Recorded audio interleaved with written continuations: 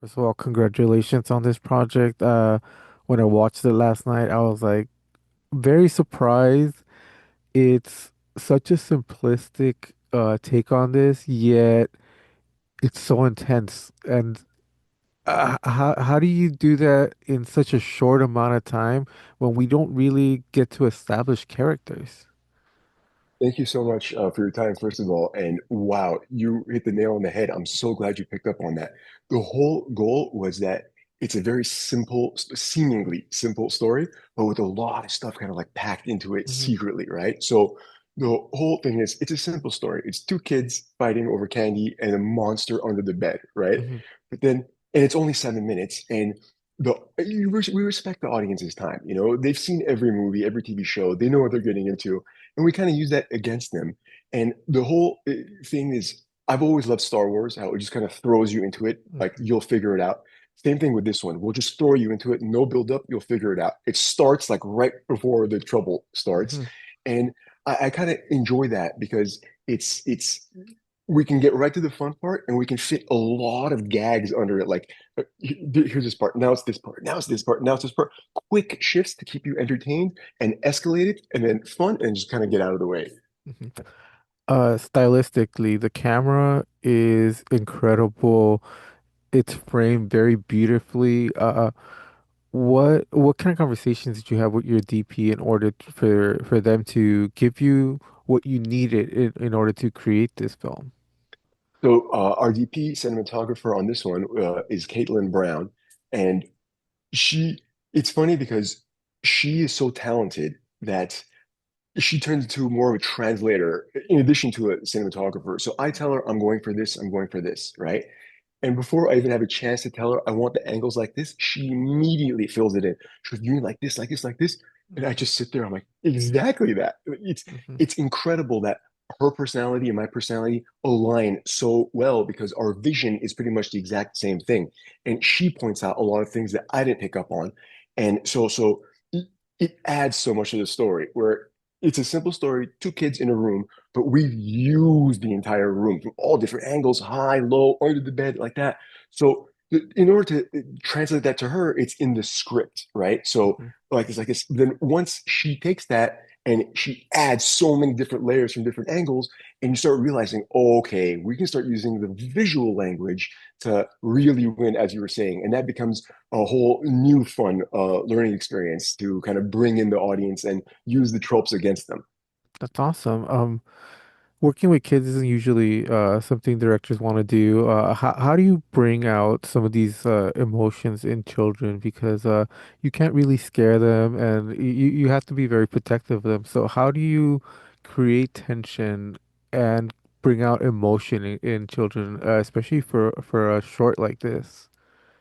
I am a very firm believer that directing is just 90% hiring the right person to the right actor or actress, right? So, and I'm a very big fan of writing around the situation. So you give me parameters and I will spit out a quality script very quickly. It's just the way my brain works. I get super focused. So when we're on set, I get to do this thing where I can watch these kids act, no, not act, interact with each other and everybody else off, like when we're not filming, right? Hmm. So when I'm looking at them, at their natural kind of movements and everything, I incorporate that into the acting, into the shorts, and into my directing style. So, for example, one of the scenes, we're speaking in between scenes, trying to figure out blocking, and one of the kids kind of leans over and he's speaking to the other one while he's kind of hitting that divider on the bed.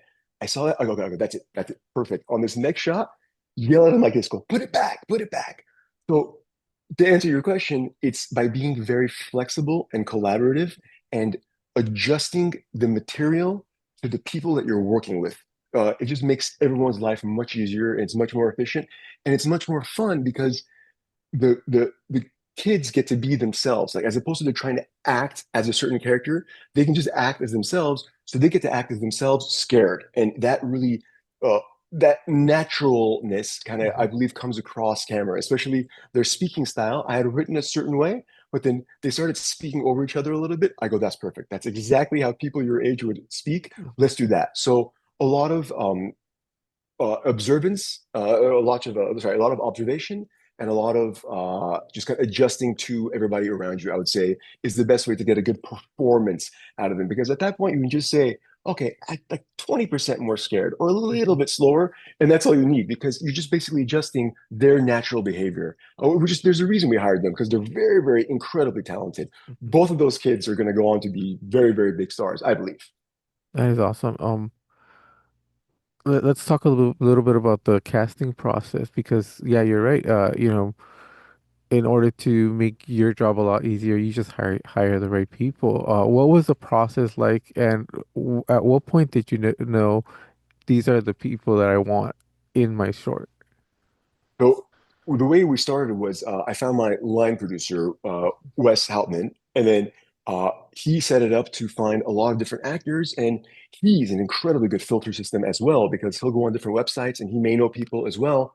And then we start getting in these auditions. And that was actually a very big learning experience for me because so he's already filtering a lot before it gets to me, right? And then when it gets to me, there's a certain number, and you're looking at them, and certain of them right off the bat, it's just not going to fit, right? Certain of them, you're like, wow, this is an incredible actor or actress, but it's just not going to fit for this one. But keep them in mind for something else, right? But when it's not even a narrowing down thing. You're kind of watching it. No, not this one. No, not this one. No, oh, this one right here. It comes across from the videotape screening, and it's funny because that's when it starts taking shape, right? I imagine it a certain way when I write it, a certain voice in my head, and then now I see, okay, this is what the person is going to look like. This is their speech patterns, right? How do they speak? Their inflection. There's just all that. Everybody's very different. So I start kind of writing around that. And so once they're on board, I learned that, wow, here we go. I can adjust the material to them. And it's kind of weird because you have so many people auditioning, but in reality, it goes down to one person, maybe two, but it's usually just Mhm. one person. That's a clear shiner that this is the person. And now the character is that person. It's not the person I had in my head anymore. It's this kid or this actor, or it's a fantastic thing. I actually enjoy that very much so because it takes shape and it makes it easier to write and direct and produce everything else because now this is rock solid. Definitely. You seem very collaborative and you seem very flexible in, being able to evolve from your original writing and improve along the way. Uh, how important is it for you to be that flexible? And, how happy are you with the finished product after you were able to allow yourself room to change along the way? I love that question. Very, very, very flexible.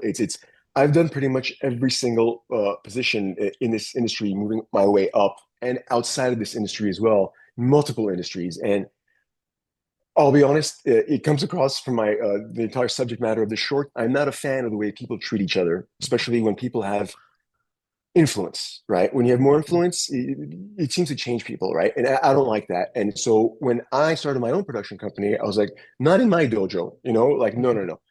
I'm going to hire people that I enjoy working along with. They're going to be very collaborative.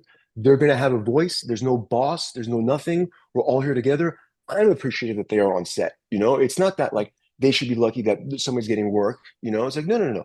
Thank you to you. They're bringing a lot.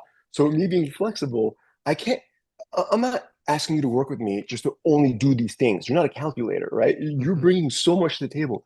Your entire life, every experience you had, you're bringing so much to the table. I can see things from your point of view, right? You don't have to be a writer. You just have to be a person. Say something. You're going to improve it. It becomes, instead of one person creating something, it becomes everybody on set, 22 people making something better. You're not going to try to, like, I don't understand this thing when somebody tries to change an idea, they get like offensive, like you're trying to change my stuff. No, they're trying to improve it. This is fantastic. It's collaborative. I love it. So you stay flexible. And to answer your question, the end product is not what I had initially imagined it. It's 10 times better because certain people had said things I had not even made a connection to. I had an idea that I go, yeah, we can expand on that. And also, this kid's personality or this actor's personality is like this. Perfect. I'm going to have them deliver it exactly that way.